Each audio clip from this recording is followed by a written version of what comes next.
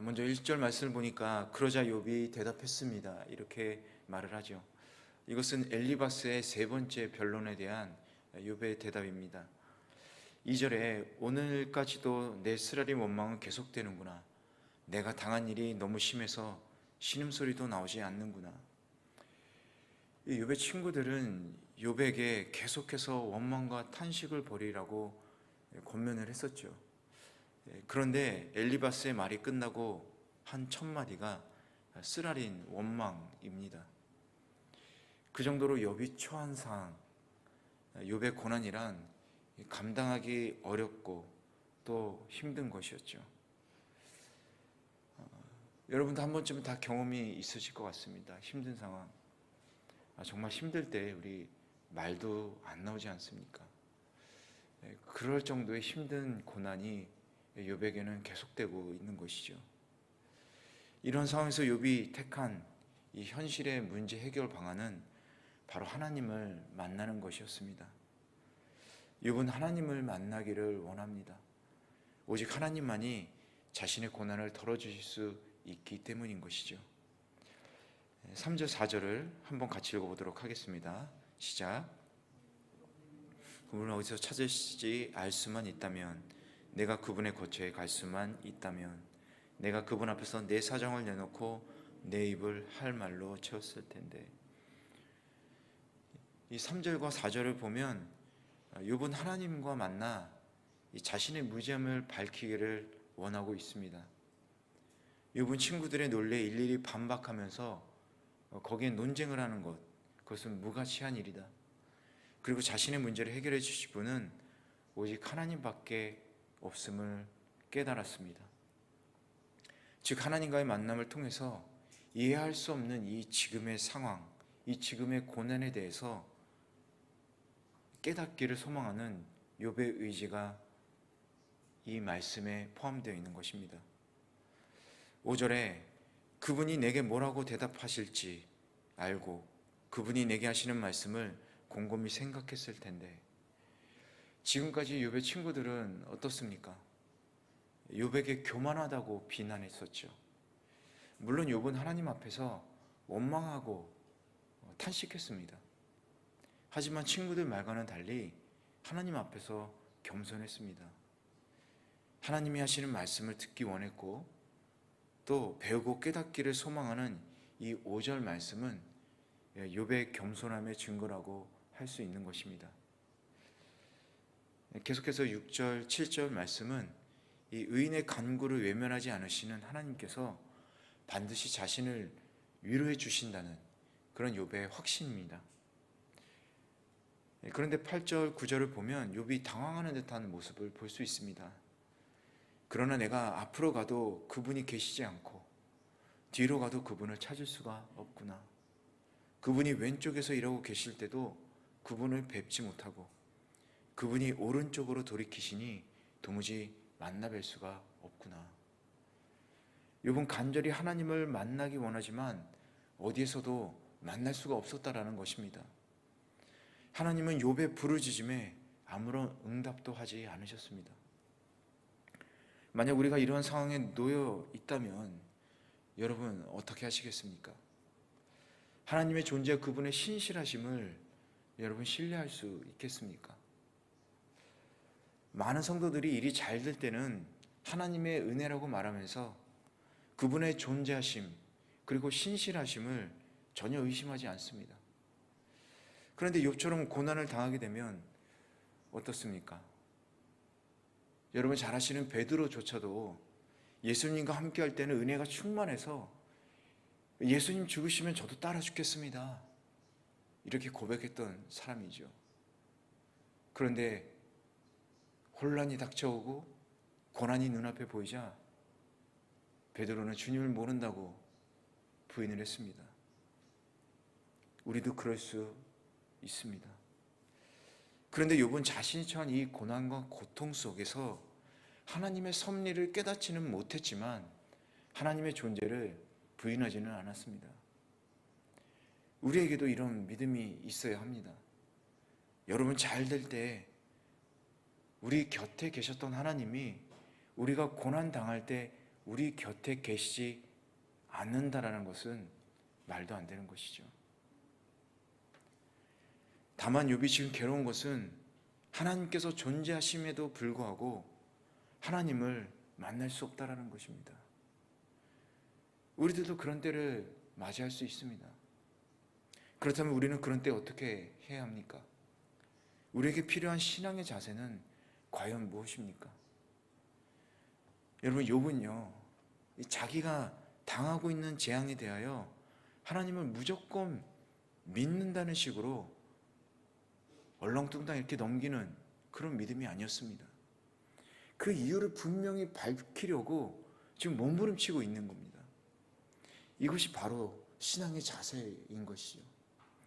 우리가 신앙생활할 때 어떤 의문나는 점이 있으면 우리는 그저 하나님의 뜻이라고 쉽게 생각하고 그것을 묻어버립니다. 하나님을 향해서 우리는 반드시 그 이유를 물어야 하는 것이죠. 그 이유에 대해서 간구해야 하는 것입니다. 그것이 바로 욥이 하나님을 간절히 만나려는 이유인 것입니다. 여러분, 다윗은 이 부분에 대하여 시편 14편 2절에서 3절에서 한탄하고 있습니다. 그 내용은 하나님께서 사람들을 살펴보시지만 단 한 사람도 지각을 가지고 하나님을 찾는 사람은 없었다라는 것입니다. 사도 바울도 이 시편 말씀을 인용해서 로마서 3장 11절에서 이렇게 말하고 있습니다. 깨닫는 자도 없고 하나님을 찾는 자도 없다. 여러분, 다윗 시대나 바울 시대에 하나님을 믿는 이스라엘 백성들이 그 팔레스타인 땅에 넘쳐났었습니다. 그런데 왜 이런 말들을 했겠습니까? 진정으로 하나님을 믿는 자가 없었기 때문이죠. 진정으로 우리가 하나님을 믿는다면 욥과 같이 하나님을 향해 우리의 문제들을 내려놓고 우리는 진지하게 질문을 해야 하는 것입니다. 여러분, 질문을 해야 답도 나오게 되는 것이에요. 그러므로 우리는 고난의 때만이 아니라 우리의 모든 문제를 가지고 반드시 하나님께 나아가야 하겠습니다. 그리고 하나님께 질문을 드리고 그 대답을 듣고 깨달아야 하는 것입니다. 침묵의 시간이 있을 수 있습니다. 우리에게 어려운 고난이 찾아올 경우에 그러한 고난 때문에 우리가 부르짖더라도 하나님의 응답이 없을 경우가 있습니다.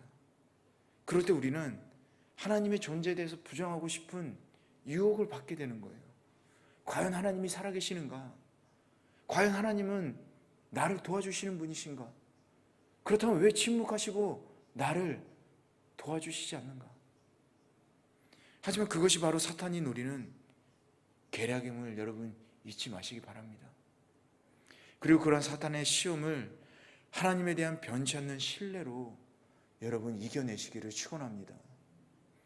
여러분, 어떤 상황에서도 하나님의 존재를 부정하지 않는 견고한 믿음을 여러분 소유하시기를 바랍니다. 여러분, 하나님은 반드시 응답하십니다. 우리가 이 죄 가운데서 죽어갈 때도 우리가 부르짖지 않아도 주님은 그 모습을 볼 수 없었기 때문에 이 땅 가운데 오셔서 우리를 구원해 주신 분이십니다. 그런데 우리가 간절하게 하나님을 부르면서 도움을 요청한다면 하나님은 반드시 우리들의 부르짖는 소리를 들으시고 우리를 도와주시고 그 기도에 응답해 주십니다. 여러분, 오늘 이 시간 간절함으로 우리의 모든 문제를 주님 앞에 묻고 또 그에 대한 깨달음을 얻는 복된 성도들 되시길 간절히 축원합니다. 우리 10절과 13절, 10절에서 13절 함께 읽어보도록 하겠습니다. 시작. 내가 가는 길을 아시는데 그분이 나를 시험하시고 나면 내가 금같이 나올 것이다. 내 발이 그분의 발자취를 딛고 옆길로 새지 않았으며 그분의 길을 지켰다네. 나는 그분의 입술의 계명을 떠나지 않았고 그분의 입에서 나오는 말씀을 꼭 필요한 양식보다 귀하게 여겼네. 여러분, 성경을 보면 하나님의 백성을 양으로 종종 비유하는 경우가 많이 있습니다.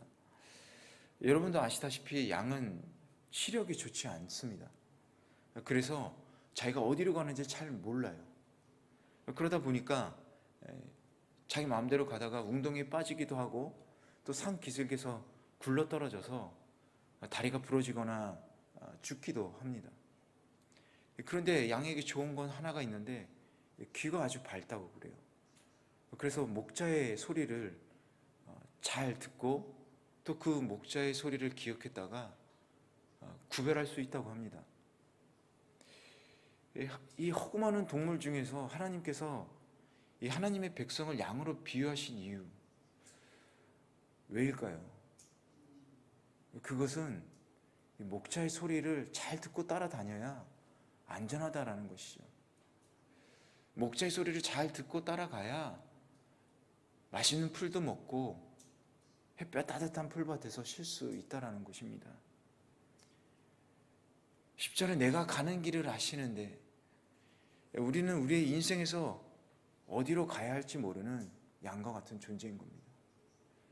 그러나 목자 되시는 주님께서 우리의 가야 할 길을 알고 올바로 인도해 주시기 때문에 욥은 자신의 갈 길을 아신다라고 고백하고 있는 것입니다.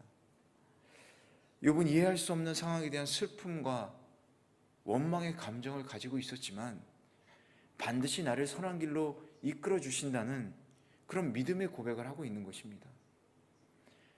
즉 자신의 모든 인생의 여정을 알고 계시는 하나님께서 자신의 유익을 위해서 고난을 주시는 것일 수도 있다고 욥은 인식하고 있는 것이죠. 우리도 때로는 실패를 경험할 때가 있습니다. 뜻하지 않게 고난에 처할 때가 있죠. 또 갑작스럽게 다가온 병으로 힘들게 투병할지 모르겠습니다. 하나님은 멀리 계신 것 같고 아무리 부르짖어 보아도 이 끝없는 침문만이 이 공허한 내 영혼을 때리는 그런 순간이 찾아올 수 있습니다. 그런 순간에 저와 여러분이 욥과 같은 고백을 하시기를 원합니다. 나의 갈 길을 아시나니. 그렇기 때문에 시험을 지나면 내가 순금같이 나을 것이다 라고 욥은 고백하고 있는 것입니다. 참 사실 저는 이 10절 말씀을 개인적으로 좋아하지는 않습니다. 얼마나 힘들겠습니까? 이게 얼마나 힘듭니까, 고난이? 할 수만 있다면 피하고 싶은 게 고난이지 않습니까? 그런데 이 시험을 통해야지만 우리의 영이 죽지 않고 오히려 순금같이 된다면 여러분 우리는 받아야 되지 않겠습니까? 여러분 도도새에 대해서 들어보신 적 있으세요? 도도새. 인도양의 모리셔스라는 섬이 있는데 그 섬은 아주 풍부한 자원이 있는 그런 섬이라고 합니다. 아주 오래전에 먹이를 찾아다니던 이 새 한 무리가 그곳에 정착을 했는데 워낙에 먹을 것이 많다 보니까 조금만 걸어도 금방 배를 채울 수 있었다고 그래요. 심지어 그곳에는 천적도 없었다고 합니다. 그렇게 몇백 년을 이 섬에서 살던 새들은 날개가 조금씩 퇴화되어서 날 수가 없게 되었다고 합니다. 그리고 날렵한 몸은 어느새 이렇게 둥그스름한 비만형 몸매가 되었다고 해요. 그런데 우연히 인도양을 표류하던 포르투갈 선원들이 이 모리셔스 섬에 정박을 하게 됩니다. 그리고 굶주린 선원들은 맛있어 보이는 기름이 져 보이는 이 새들을 잡아서 먹기 시작한 것이죠. 그래서 이 새들을 잡으려고 쫓아다니는데 아니 이 새가 뒤뚱거리기만 하지 도무지 날지 않더라는 겁니다. 그래서 이 선원들은 그 새에게 바보라는 이름을 붙여서 도도새라고 불렀다고 합니다. 그리고 배가 고플 때마다 그 새를 잡아먹은 것이죠. 이후에 이 섬에 들리는 사람들도 도도새를 가장 먼저 잡아먹었다고 합니다. 그리고 결국 도도새는 섬이 발견된 지 약 100년 후에 완전히 멸종돼 버린 것이죠. 여러분 신앙의 진짜 위기는 고통과 시련이 없는 평탄함에 있습니다. 우리가 간구해야 할 것은 아무런 굴곡이 없는 평탄함이 아니라 고난과 고통 속에서도 평안하고 잘 지낼 수 있는 믿음이지 않을까요? 여러분, 순금은 뜨거운 용광로의 불을 지나야만 모든 불순물을 제거하고 빛나는 순금이 될 수 있습니다. 뜨거운 불길, 대장장이의 다듬지, 그것 없이는 순금이 될 수 없다라는 것이죠. 우리가 그렇게 순금으로 되어 나오기 위해서 고난은 필요하다라는 것입니다. 그렇다면 이 고난을 어떻게 맞이할 것인가? 평탄해지기를 바라기보다 그 안에서 하나님의 뜻을 간구하고 우리가 그 고난 속에서 평안하고 이 고난을 넘길 수 있는 믿음을 달라고 기도해야 된다는 것입니다. 그런데 욥이 이렇게 하나님에 대한 신뢰와 굳은 믿음을 가질 수 있었던 것, 이유가 있었습니다. 그것이 12절에 나와 있습니다. 12절에서 욥은 자신이 필요한 이 양식보다 하나님의 입의 말씀을 귀하게 여겼다고 고백하고 있습니다. 여기서 필요한 양식이란 무엇이냐? 인간이 생명을 유지하기 위해 규칙적으로 먹어야 하는 모든 양식을 얘기하는 거예요. 그러한 양식은 우리가 육신의 생명을 유지하는데 반드시 필요한 귀한 것이죠. 그런데 욥은 이러한 양식보다 하나님의 말씀을 더욱 귀하게 여겼다, 이렇게 고백하고 있는 것입니다.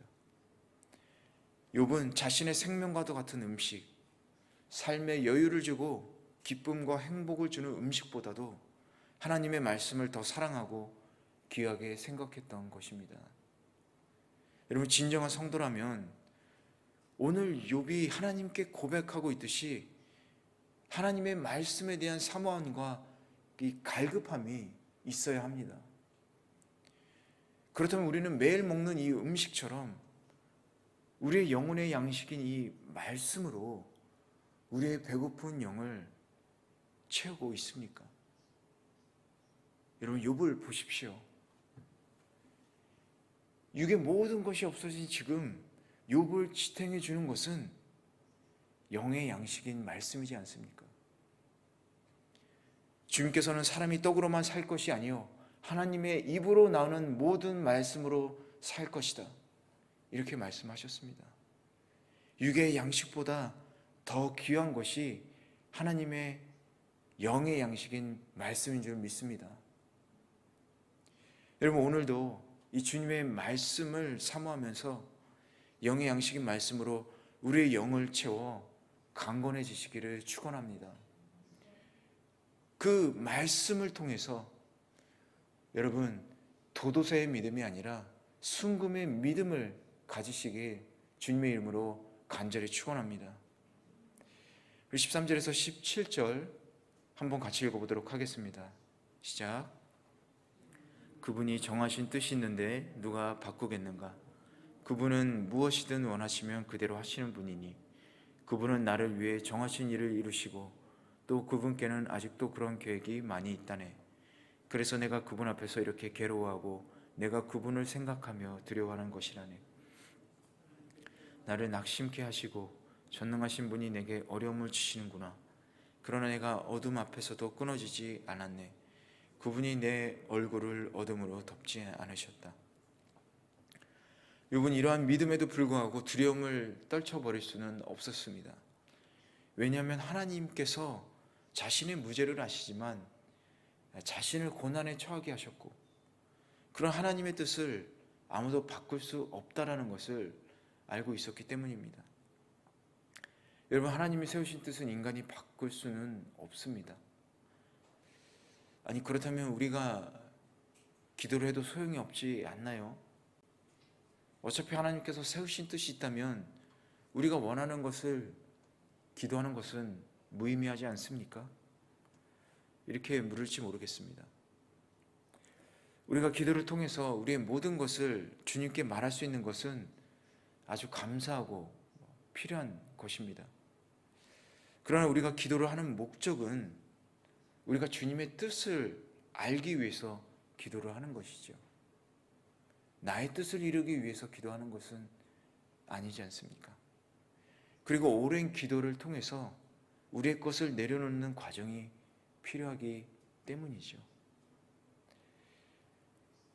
아무리 믿음이 좋더라도 기도하지 않고 바로 하나님의 말씀에 순종하는 사람은 없습니다. 하나님의 뜻이 변하지 않는데 우리가 거기에 순종하지 못하고 하나님의 뜻이 바뀌기를 바라고 있다라면 그것만큼 어리석은 것은 없습니다. 그렇다면 우리는 어떻게 해야 합니까? 욥은 자기에게 임한 고난이 변할 수 없는 하나님의 뜻인 줄로 알고 있었죠.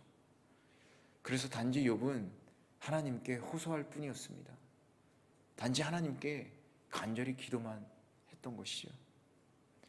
우리도 단지 하나님께 도와달라고 간절히 기도해야 하는 것입니다.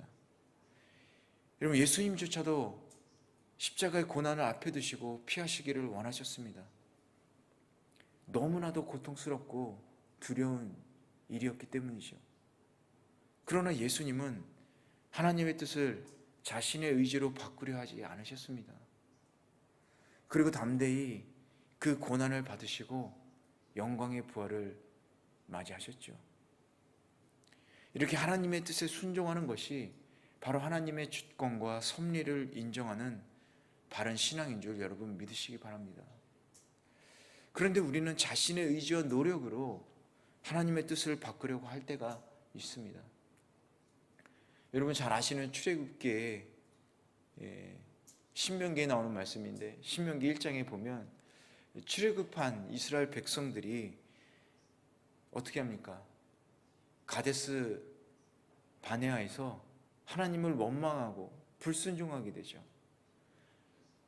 그 이스라엘의 백성들을 보면서 하나님은 크게 진노하시고 약속의 땅에 들어갈 수 없다, 넘겨주지 않겠다. 그리고 이스라엘 백성들을 광야로 돌아가라 이렇게 말씀을 하십니다. 그런데 이 이스라엘 백성들이 하나님 말에 따르겠습니다라고 사실은 지금 거역하고 있는 건데 경솔하게 가나안 산지를 넘어서게 되죠. 그 결과가 어땠습니까? 많은 사람들이 허무하게 죽을 뿐이었습니다. 이렇게 하나님의 뜻을 자기의 의지로 꺾으려는 불순종의 죄는 결국엔 우리에게 해만 가져다 줄 뿐입니다. 여러분, 우리가 진정으로 하나님을 믿고 섬긴다면 개인의 욕심과 의지로 거룩하시고 선하신 하나님의 뜻을 바꾸려는 생각을 버려야 하는 것입니다. 여러분, 하나님은 우리의 협상의 대상이 아니십니다. 논쟁을 할 때도 논쟁을 하는 그런 대상도 아니십니다. 단지 우리가 순종해야 할 대상인 것이죠. 순종이 제사보다 낫고 듣는 것이 수양의 기름보다 낫다라고 사무엘상 15장 22절에서 말씀하고 계십니다. 우리는 하나님의 뜻을 그대로 순종하면서 따르는 성도가 되어야 하겠습니다. 이 마지막 본문 말씀에서 욥이 하나님의 주권을 인정한 것은 잘한 일이죠. 그러나 하나님을 두려움의 대상으로 여긴 것은 자신의 고난의 실체를 제대로 인정하지 못한 결과였습니다. 하나님은 당신을 경외하는 백성들을 결코 두려움의 대상이 되지 않으십니다. 하나님은 자기 백성에게 고통을 가하면서 그것을 즐겁게 바라보시는 분이 아니십니다. 하나님은 사랑의 아버지이십니다. 자유로운 아버지로서의 연단, 사랑의 징계가 있을 뿐이죠. 우리는 그 하나님의 사랑을 의심하지 말고 신뢰해야 하겠습니다. 여러분, 오늘 말씀을 통해서 하나님에 대해 더욱 깊이 이해하시고 어떠한 순간에도 하나님을 신뢰하고 의지하는 그런 복된 성도들 되시길 간절히 축원합니다.